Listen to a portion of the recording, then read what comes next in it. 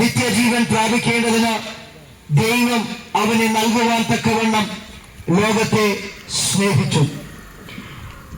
അതിന്റെ 6-ാം അധ്യായം 40-ാമത്തെ വാക്യം ഇങ്ങനെ വായിക്കുന്നു: പുത്രനെ നോക്കിക്കൊണ്ട് അവനിൽ വിശ്വസിക്കുന്ന ഏവനും നിത്യജീവൻ ഉണ്ടാകണമെന്നാകുന്നു എന്റെ പിതാവിന്റെ ഇഷ്ടം.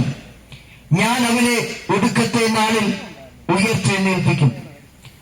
പ്രിയ ദൈവമക്കളെ, ദേശനിവാസികളെ, ഈ ദൈവവചനത്തിനകത്ത് നമുക്ക് ചില വ്യക്തി ജീവിതങ്ങളെ നമുക്ക് കാണുവാൻ കഴിയുന്നു.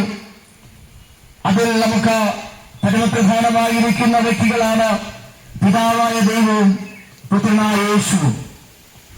അപ്പോൾ തന്നെ ഈ പിതാവായ ദൈവവും പുത്രനായ യേശുവിനെ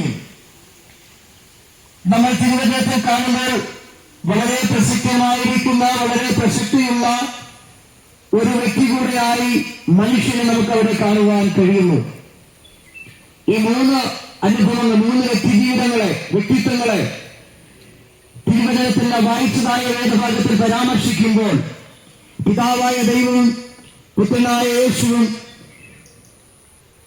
അവരേക മനസ്സോടുകൂടി, അവർ ഐക്യതയോടുകൂടി ഒരു വലിയൊരു സംരംഭം, ഒരു വലിയൊരു പ്രവൃത്തി ചെയ്യുവാൻ പദ്ധതിയിടുകയാണ്. എന്താണെന്ന് ചോദിച്ചാൽ, തങ്ങളുടെ സാദൃശ്യത്തിലും സ്വരൂപത്തിലും സൃഷ്ടിച്ചതായ മനുഷ്യൻ പാപത്തിൽ അകപ്പെട്ട് നിത്യജീവൻ നഷ്ടപ്പെട്ട് എന്നേക്കുമായി ദൈവത്തിൽ നിന്ന് അകന്നുപോയ ഒരു സന്ദർഭത്തെ, അതിനുള്ള പരിഹാരത്തെ കണ്ടെത്തുവാൻ അതിനുവേണ്ടിയുള്ള പരിശ്രമത്തിൽ നിൽക്കുന്ന ഒരു പിതാവിനെയും പുത്രനായ യേശുവിനെയും നമുക്ക് കാണുവാൻ കഴിയുന്നു.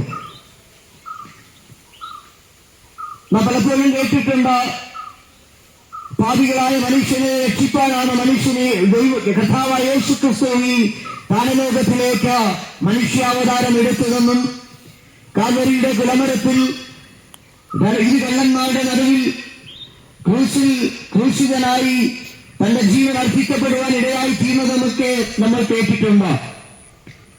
അതിന്റെ കാരണം പാപമാണെന്ന് പറയുന്നുണ്ട്. എന്നാൽ എന്താണ് ഈ പാപം? എങ്ങനെ ഈ പാപത്തിൽ നിന്ന് സ്വാതന്ത്ര്യം പ്രാപിക്കുവാൻ കഴിയും? എപ്രകാരമാണ് പാപമെന്ന് പറയുന്ന സംഗതി മനുഷ്യ ജീവിതത്തിൽ കടന്നു കയറിയത്? അതൊക്കെ സവിസ്തരം പറയുവാൻ സമയം ഒട്ടനവധി വേണമെങ്കിലും വേഗത്തിൽ 1-2 വാക്കുകൾ പറഞ്ഞുകൊണ്ട് നിങ്ങൾക്ക് ഏവർക്ക് മനസ്സിലാകുന്ന നിലവാരത്തിൽ പറഞ്ഞ് ഞാൻ എന്റെ വാക്കുകളെ ഉപസംഹരിക്കുവാൻ കർത്താവിൽ ശരണപ്പെടുകയാണ്. ഒന്നാമത് നമ്മൾ കണ്ടു പിതാവായ ദൈവം, രണ്ടാമത് കാണുന്നു പുത്രനായ യേശു. നമുക്കിനി ഒരു വ്യക്തി ജീവിതത്തെ കൂടെ കാണാം, പരിശുദ്ധാത്മാവെന്ന് പറയുന്ന തൃത്വത്തിൽ 3-മനായിരിക്കുന്ന ഒരുവനെ കൂടെ. എന്നാൽ ഈ 3 ഒരുമിച്ച് ചെയ്തതായ ഒരു പദ്ധതിയാണ് നാം നമ്മുടെ രൂപത്തിലും സാദൃശ്യത്തിലും മനുഷ്യനെ ഉണ്ടാക്കുക.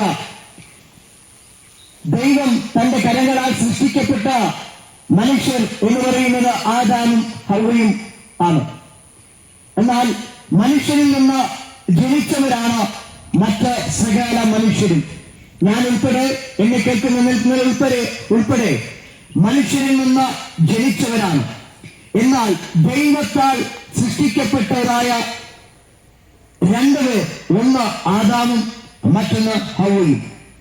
ഇവരെ വചനം പഠിപ്പിക്കുന്നത് ദൈവത്തിന്റെ രൂപത്തിലും സാദൃശ്യത്തിലും സൃഷ്ടിച്ചവരാണ്.